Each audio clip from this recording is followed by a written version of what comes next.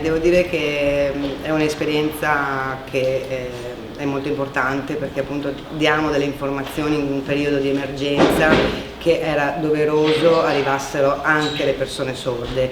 Tra l'altro è un loro diritto avere l'accessibilità e quindi il governatore ha rispettato, ecco, questo diritto delle persone sorde ad avere informazioni che sono ad oggi importanti per la vita delle persone, quindi sicuramente una responsabilità dover passare un concetto puntuale e preciso, come appunto arriva anche alle altre persone. Mi sono laureata alla Ca' Foscari in Lingue, Scienze e Linguaggio e dopodiché ho fatto un corso per qualificarmi come interprete della lingua dei segni, e ad oggi faccio parte di un'associazione di categoria degli interpreti di lingua dei segni che è ANIOS, quindi siamo professionisti alla legge 4/2013, quindi garantiamo qualità e professionalità, che è molto importante.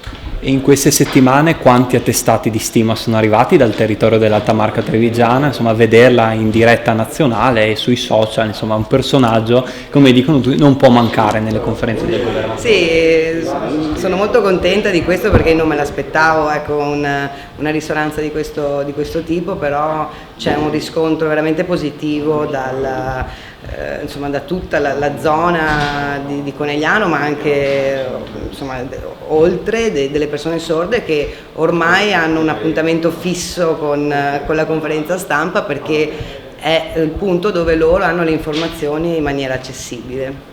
In conclusione, un'ultima cosa, ribadire ancora che non si tratta di linguaggio, ma si tratta di lingue, quindi lei è un interprete perché si parla di due lingue diverse. Sì, l'errore che si fa comunemente è definirla linguaggio, ma è una lingua con delle regole ben stabilite, regole grammaticali, quindi tocca tutti gli ambiti della linguistica, quindi ha una morfologia, una sintassi, una semantica, una fonetica, e quindi è una lingua vera e propria, una lingua naturale delle persone sorde, che usa un altro canale che non è quello acustico verbale, ma è quello visivo gestuale. E quanto è difficile invece con i modi di dire veneti riuscire a tradurli? Sì, in effetti non passo solo da una lingua all'altra, ma passo anche da una cultura all'altra. Ci sono delle strategie traduttive che vengono messe in atto per passare il concetto magari in un altro modo, ma che abbia stesso concetto, insomma la stessa efficacia.